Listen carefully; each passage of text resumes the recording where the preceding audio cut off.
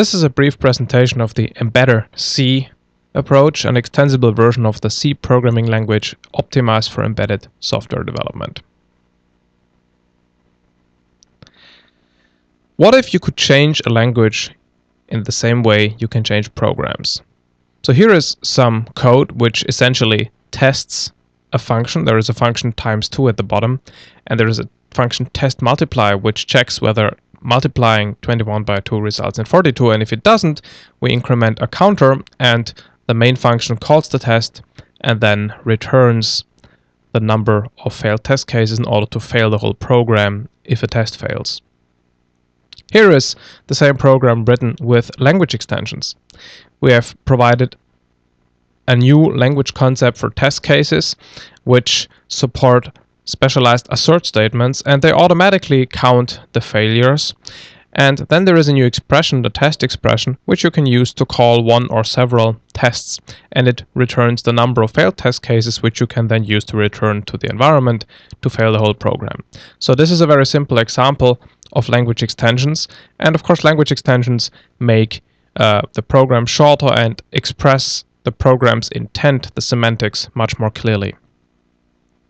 So the mbeddr approach is basically to provide an extensible version of C that you can extend with your own concepts, and it also supports formal methods, requirements, and product line engineering.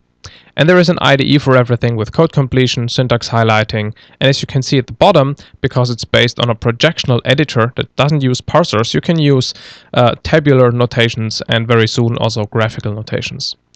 There is also a debugger for all of that, so you can work with this stuff with your extended languages in the same way you would use your standard IDE. In addition, the system comes with an SDK which allows you to build your own language extensions for your own domain.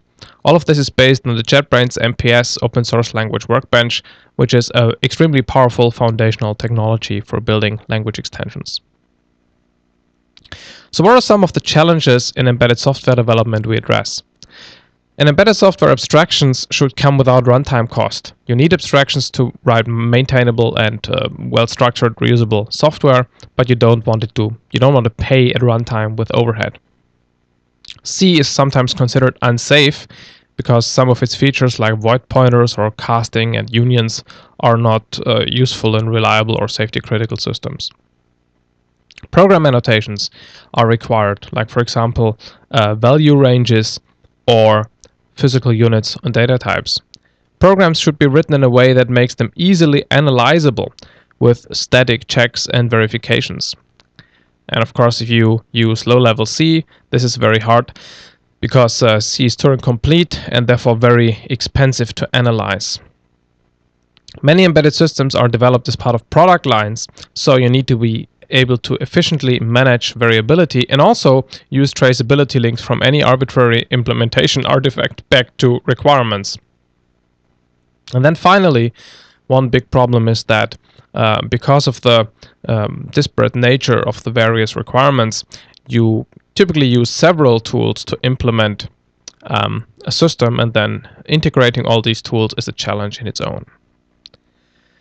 So as I said, mbeddr uses language extensions. So if you consider this hierarchy here, where you have the set of all programs writable in C, is essentially unlimited, you can imagine a more specialized domain for embedded software, and on the other side for stock trading, but we forget that for the moment. And then on top of that, you can have automotive software and aerospace software here.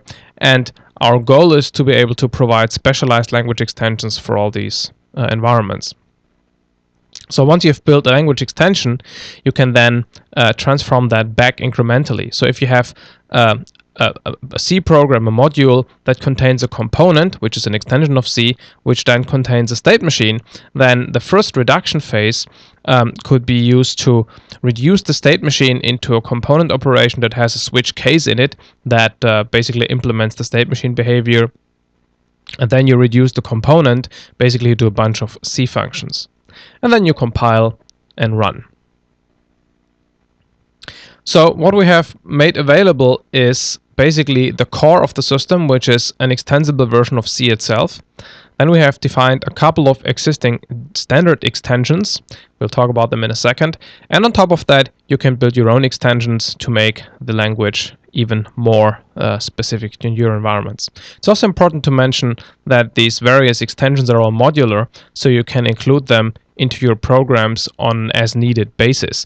You don't have to use the big monster language.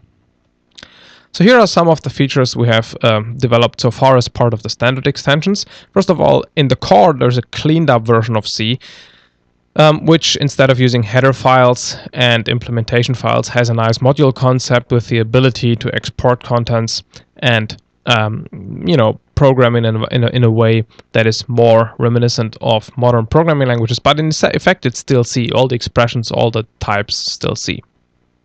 We have a retargettable build integration. So instead of generating, for example, to the desktop environment with GCC, we can compile in an example for the Lego Mindstorms NXT OSEC environment. You can build your own target platforms and build system integrations to integrate the system you write with your own environment or with your own build system. We have native support for unit testing. We've seen this example already in the beginning.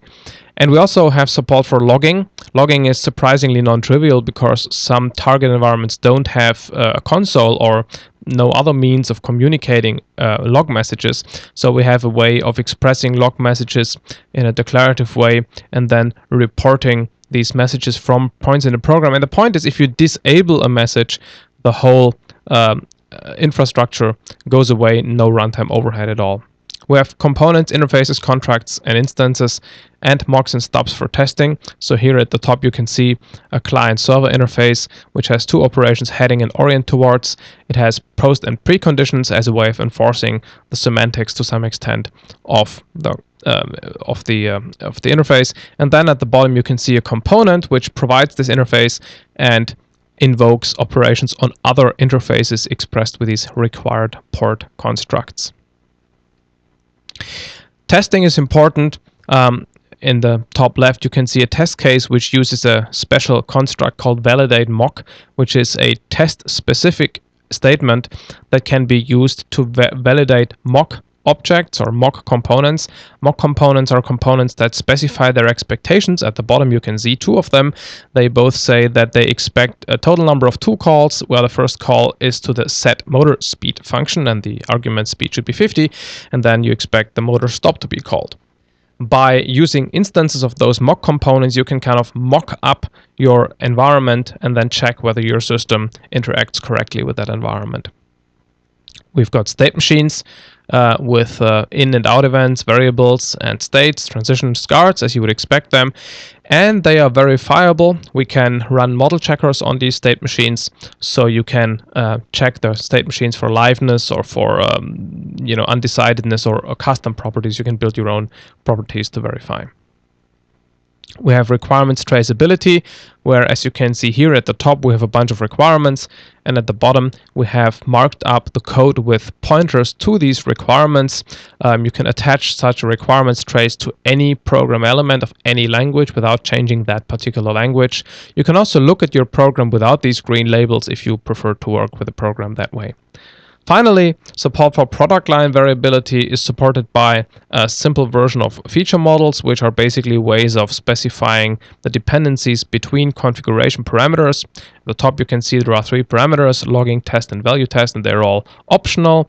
And then you have two configurations: deployment configuration, which has these three features, and the deployment and the debug configuration, and the production configuration, which doesn't have these features.